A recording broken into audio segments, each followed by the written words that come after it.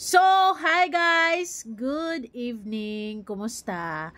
Well, buong araw tayong hindi sinipot ni Kalinga Pido. Wow! Yes, dahil nga, nung isang gabi, nag-post siya na Sunday niya siya babalik guys. So, hindi pa naman Sunday. So, wala pang Kalinga Pido. Pero hindi talaga may iwasan ng ibang mga kulang sa tiwala na pinag-iisipan na naman nilang si Kalinga Pido ganyan. Sinabi pa solid agency, may solid agency bang ganyan mag-isip? Praning, duda sige lang. Anyways, bago ang lahat, don't forget to support and subscribe Kuya Val Santos Matubang at na vlog Kalingap Rab at sa lahat ng team Kalingap. Syempre guys, salamat sa support at pagmamahal nyo sa aming mga Kalingap reactors. Pero, alam nyo guys, napapaisip din talaga ako kung ano ba ang mission na to, kung bakit kailangan tayong iwan. Talaga ba? Anyways, abangan na lang natin sa part 82 kasi doon natin malalaman ang kabuuang kwento. Hindi rin naman ako masyadong nagmamadali sa totoo lang. Kasi ang last upload naman ni Kalinga Pido, 3 days ago, magpo 4 days. And then, syempre, yung live niya, nung nakaraan pa, 2 days ago. So, hindi pa masyado. Okay pa, carry pa lang. Hindi ako nagdududa.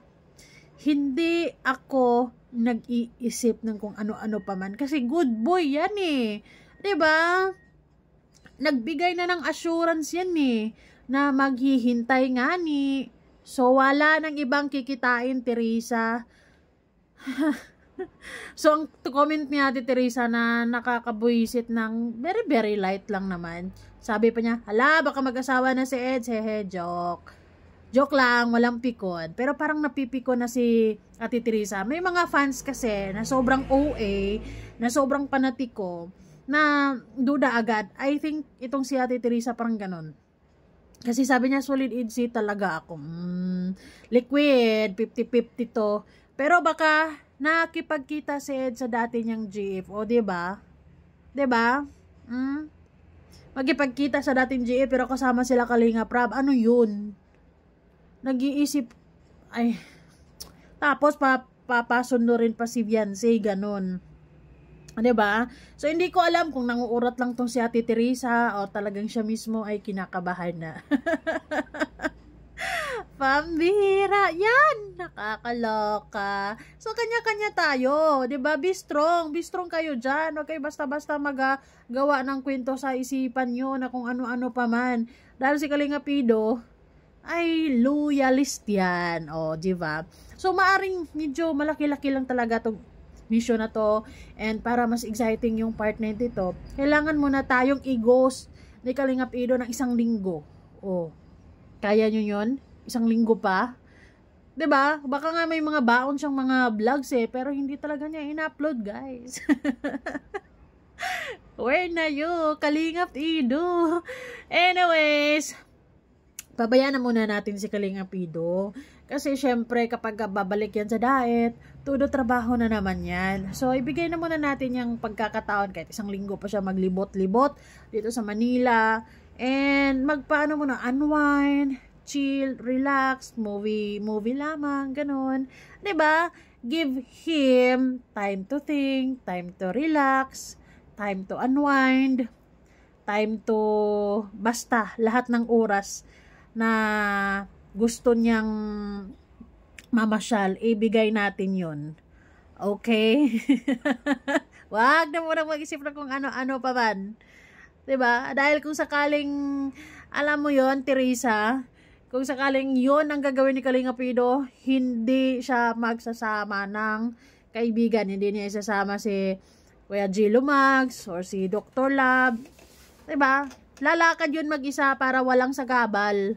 Diba? Para walang ebidensya. Ganon.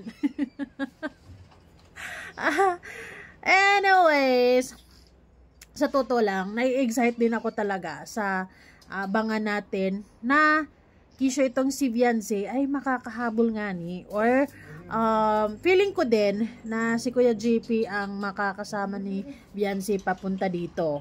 O, diba? Is it exciting? Yes! Sobrang nakaka-excite yon. Kasi sigurado, mag-dates. Imagine niyo yon. Sunday pa ulit magpapakita si Kalinga Pido. So, bukas, Saturday. And then, baka, andito na rin si Beyonce. Mag-date sila buong Ay, nako. Diba? Walang basagan ng trip. Basta masaya lang. Mas maganda yung isipin natin yung positive, isipin natin yung pampag-good vibes, pampaganda ng ating nararamdaman, kaysa naman puro kayo pag-iisip ng nega sa isang tao, kahit alam nyo namang walang ginagawang masama, pambihira ka, duda Anyways, hindi naman talaga yan mapipigilan dahil may mga fans talaga na hanggang ngayon hindi pa rin buo yung tiwala nila kay Kalinga Pido na para bang pakiramdam nila anytime ay pwedeng magloko si Kalinga Pido. Wala ba kayong tiwala sa pagkagandahan ni Beyonce, sa pagmamahalan nilang dalawa na yes, till death do us part, after like 4 to 5 years, sila na talaga forever. Diba? Ay, diba nga, ang sikreto sa mga EDSI fans, kanya-kanya tayo ng isip na ng pampakilig. Kumbaga, yung hallucination ba na in a good way, hindi yung ganyan na iisipin yung mga negative. Walang ganon. Positive lang dapat, magpapasko na Mag-iisang taon na yung mga yan. Ay, 2 years pala. Ay, niko. Isipin nyo, katulad ko, diba? Wala akong iniisip na masama kay Kalinga Pido, na masama kay Beyonce. Masaya lang. Happy lang. Mas masarap ganon. Diba?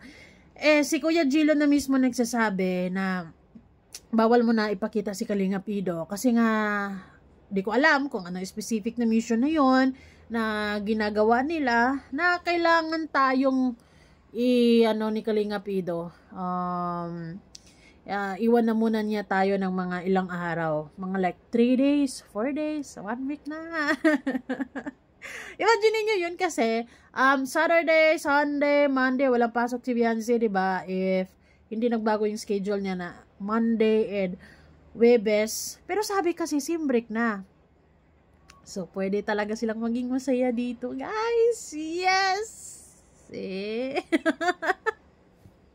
mukhang sinabi ni Kalinga Pido, Sunday ka na, Sunday na siya babalik, pero baka next Sunday pa. Ay. Si Ate Teresa talagang mababawasan yung kabaitan niyan dito sa mundo kapag next Sunday pa magpapakita si Kalinga Pido, knowing na hindi rin ipapakita si Beyonce. Kung nasaan na si Beyonce, nakahabol pa si Beyonce, wala talaga, as in zero news about EDSI. Diba? Kung maglalive si Kalinga Prab or kung sino mga kasama nila, walang sasabihin, walang clue. Diba? Nakakakaba yun. Nakaka-excite. Isipin talaga natin, magkikita na kaya sila? Pero ako, positive ako na makakahabol si Beyonce. Sana sim-break na. Sabi sim-break na nga. So, sana, kasi, 'di ba, at matatapos na tong Oktubre 'di ba, Halloween. 'Yun. Okay nga sana kung like for example, makakahabol si Beyonce. Tapos, kunwari, tapos na yung mga mission nila dito with Kalinga Prab. And then, magpapaiwan na muna silang dalawa para makapamasyal muna. 'Di ba? Siguro ang maiwan dito sila Dr. Love, sila Kuya Gilo Mags, gano'n. And then sila Kalinga Prab, pwede silang umuwi. Pambihirang isip yan, di ba? Di ba? Or, why not? Masarap naman talaga na, unwind muna. Relax muna. Lalo pagka may budget, nako, Diyos ko po, ibigay mo sa akin yung budget na yun at pupunta ako sa Boracay. Sama ka, Ate Teresa? Anyways, guys, basta, relax lang kayo, relax lang tayo. Malapit na Sunday, bukas, Sabado na, Sunday na.